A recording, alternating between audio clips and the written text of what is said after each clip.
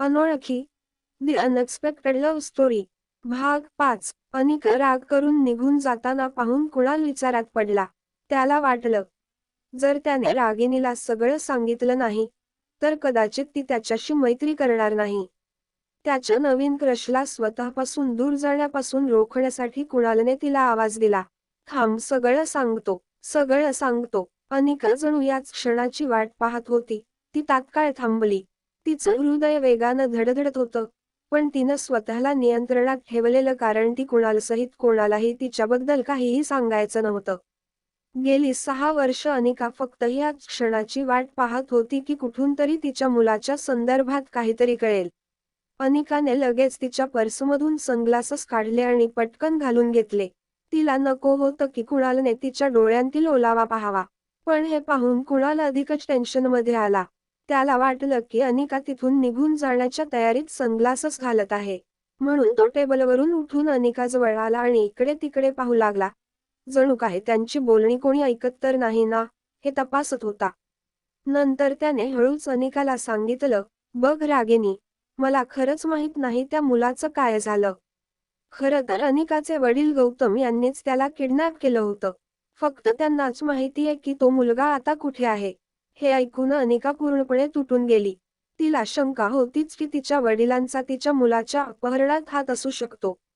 पण आज कुणालच्या तोंडून ऐकून तिचा विश्वास बसला. तिला समजत नव्हतं की तिच्या वडिलांनी असं का केलं.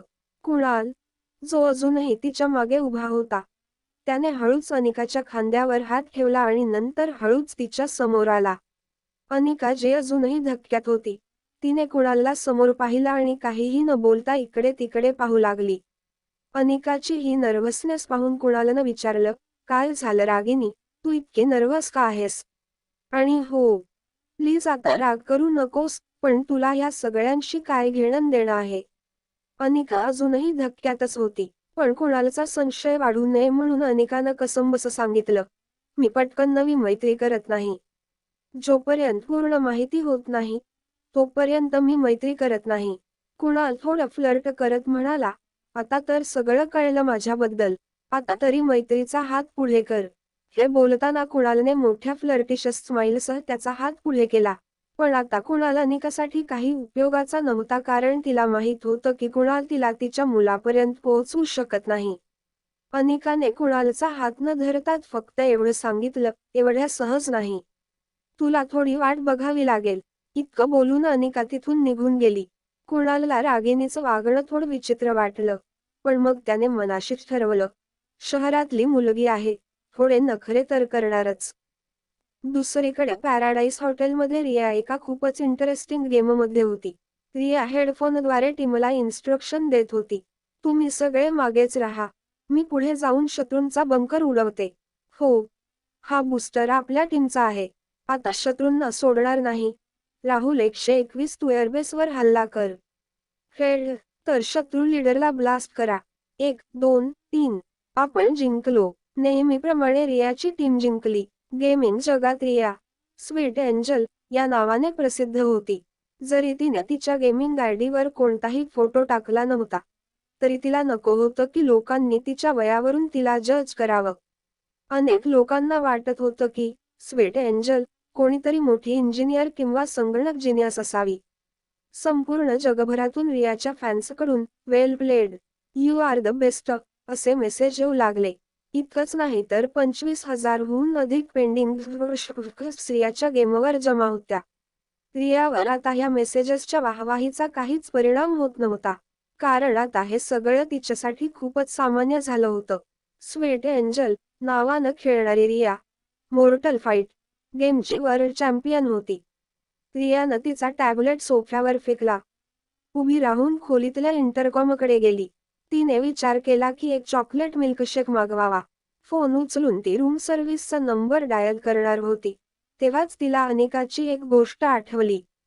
अनिका निघताना तिला म्हणाली होती, रूमच्या समोर एक मोठा पागल आणि एक छोटा पागल राहतो. रिया तशी चांगली मुलगी होती, पण खूप शरारती होती. ती त्या मुलांपैकी होती ज्यांना काही करू नको असं सांगितलं तर ते जाणून घेण्यासाठी खूपच उत्सुक होतात की मोठे त्यांना ते करण्यापासून का रोखत आहेत. रियाने मोठ्या हसण्यासह दार उघडलं आणि समोरच्या रूमचा नंबर वाचला.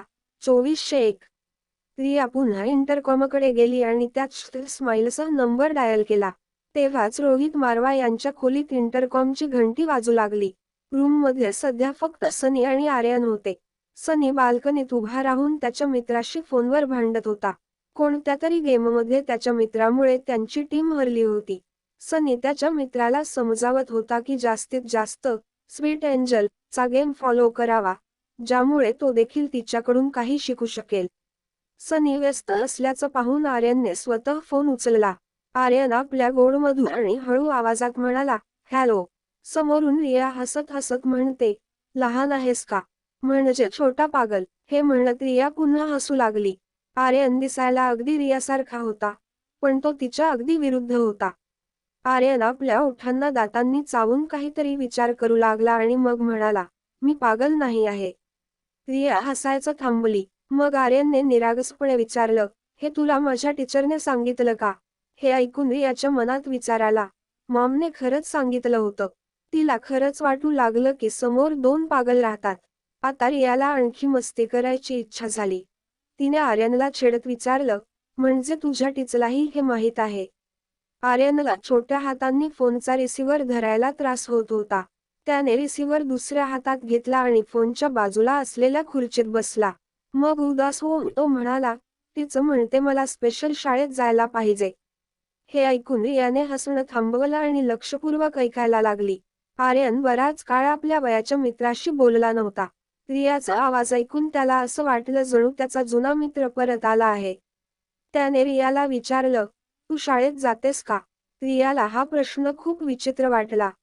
पण शाळेच्या नावावर ती थोडी चिडून म्हणाली, ऑफकोर्स मी शाळेत जाते.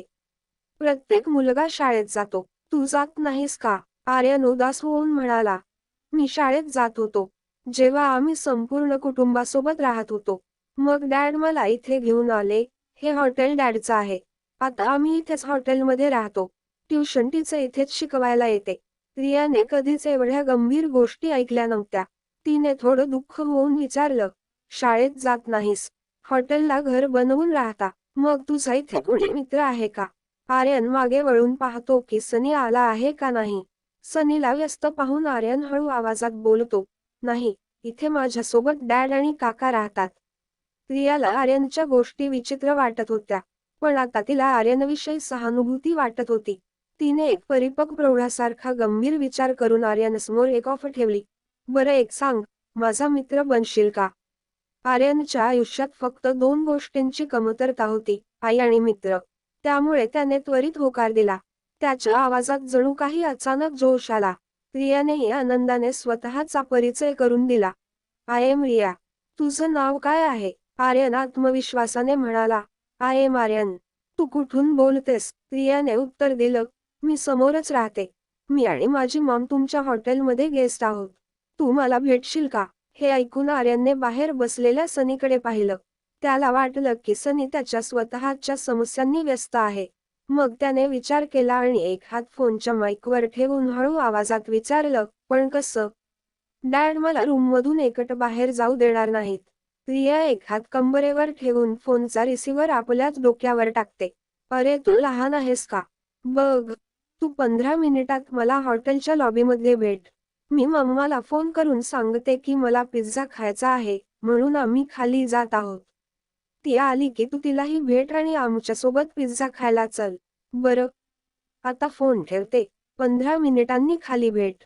तेव्हा आर्यन थोडा गोंधळून आपलं डोकं खाजवत म्हणतो, पण मी तुला कसं ओळखणार? रिया इम्प्रेस होऊन म्हणते, खूप चांगला प्रश्न. एक काम कर, काळी पॅन्ट आणि काळा टी शर्ट घालून ये. मी सुद्धा तेच घालून येईन. आपल्या कपड्यांमुळे आपण एकमेकांना ओळखू.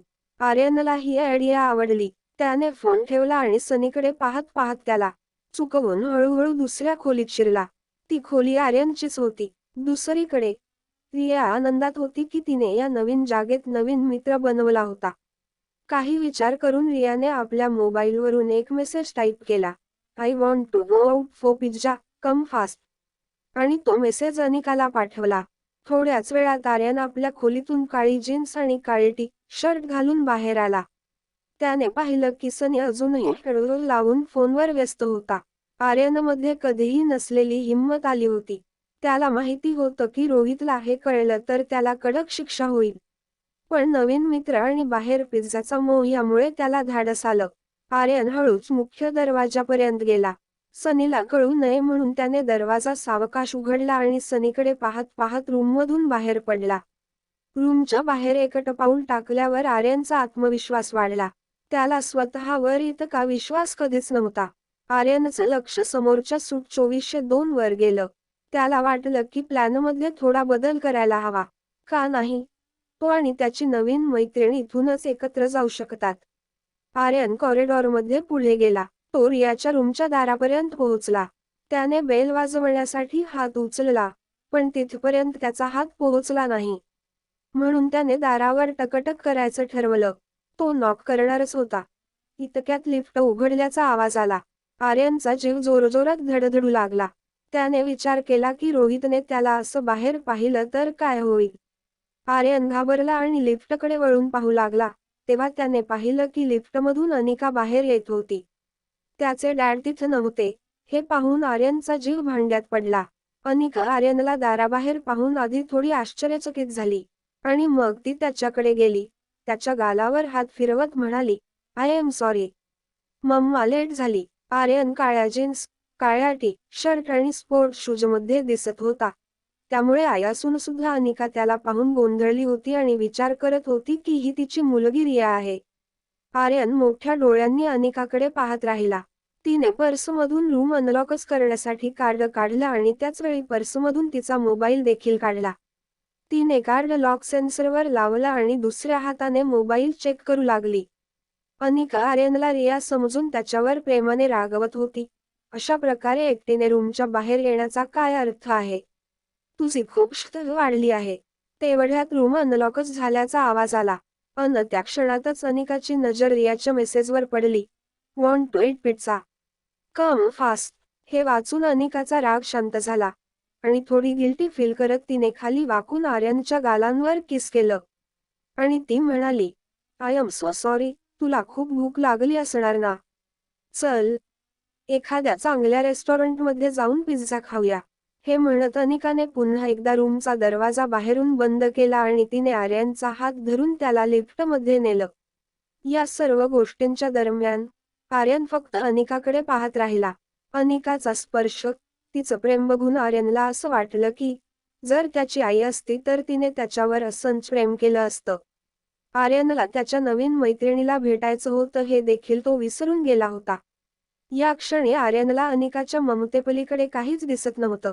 लिफ्टमध्ये अनिकाच्या शेजारी उभा असलेला आर्यन हळूच अनिकाची बोटं पकडतो. हे पाहून अनिकाला थोडं अजब वाटलं आणि तिने आर्यनकडे पाहिलं. आर्यनच्या डोळ्यांतून असं वाटत होतं की जणू तो विचारत आहे, मॉम तू कुठे होतीस? अनिका, जे अजूनही आर्यनला रिया समजत होती, तिने एक क्षण विचार केला की रिया इतकी इमोशनल का होत आहे. म्हणून तिने आर्यनला पकडून जवळ घेतलं आणि खाली वाकून त्याला आपल्या हातात उचललं. आर्यनने डोळे बंद केले आणि अनिकाला घट्ट मिठी मारली, जणू तो याच क्षणाची कधीपासून वाट पाहत होता. त्याने कधीच अनिकाला पाहिलं नव्हतं, पण आज त्याला असं वाटत होतं की तो याआधीही तिच्या मांडीवर खेळला आहे. अनिका हळूहळू आर्यनच्या पाठीवर थोपटत राहिली, ज्यामुळे काही सेकंदातच आर्यन अनिकाच्या खांद्यावर डोकं ठेवून झोपला. तेवढ्यात लिफ्ट ग्राउंड फ्लोअरवर पोहोचली आणि लिफ्टचं दार उघडलं तेव्हा समोर रोहित मारवा उभा होता.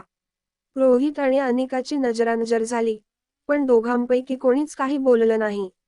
आर्यनचं डोकं अनिकाच्या खांद्यावर झुकलेलं असल्यामुळे रोहितला आर्यनचा चेहरा दिसला नाही. अनिका आर्यनला थोपटत लिफ्टमधून बाहेर निघाली आणि रोहित फक्त तिला पाहत राहिला. असं वाटत होतं की रोहित आता आर्यनला अनिकाच्या मिठीत पाहणार आहे. अगदी पुढे चाललेली अनिका थोडी थांबली आणि मग मागे वळून रोहितकडे पाहिलं. तिने पाहिलं की रोहित तिच्याकडे एकटक पाहत आहे. अनिकाचं लक्ष गेल्यावर रोहितला कळलं की तो तिच्याकडे बघत होता. त्यामुळे त्याने थोडं उघडून आजूबाजूला पाहिलं आणि खोकत लिफ्टमध्ये निघून गेला. रोहितला स्वतःवर खूप राग आला. त्याला वाटलं की अनिकाला चुकीचे सिग्नल मिळाले असतील. तेवढ्यात लिफ्ट बाहेर काही हालचाल न झाल्यामुळे रोहितला वाटलं की अनिका निघून गेली असावी.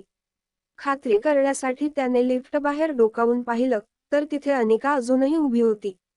रोहितने घाईघाईत पुन्हा लिफ्टमध्ये डोकं आत घेतलं आणि पटकन टॉप फ्लोअरचं बटन दाबलं. आता त्याला आपल्या वागण्याचा आणखीनच पश्चात्ताप वाटत होता. त्याने आपल्या हाताने जोरात लिफ्टच्या भिंतीवर मारलं. स्टीलचं दार असल्यामुळे त्याच्या मुठीचा आवाज संपूर्ण हॉटेलमध्ये घुमला. टॉप फ्लोअरला लिफ्टचं दार उघडलं तेव्हा रोहितने पाहिलं की काळ्या जीन्स आणि काळे टी शर्ट घातलेली रिया लिफ्टची वाट पाहत उभी आहे. रोहित, जो आधीच थोडा अस्वस्थ होता, त्याने रियाला आर्यन समजून कडक आवाजात रागावलं, तू पुन्हा इथेच उभा आहेस. रूममधून एकट्याने बाहेर निघू नकोस असं कितीदा सांगितलं ने तुला. Why don't you listen to your dad. Dad, हे ऐकताच रियाच्या डोळ्यात आनंद चमकला. तिच्या चेहऱ्यावर एक मोठं हास्य पसरलं. आपली सगळी ताकद गोळा करत तिने जोरात ओरडून आनंदाने म्हटलं, डॅड, अखेर मी तुम्हाला शोधलं. To be continued. व्हिडिओ आवडला असेल तर लाईक करा, शेअर करा आणि चॅनेलला सबस्क्राईब करून बाजूची घंटी नक्की दाबा. धन्यवाद.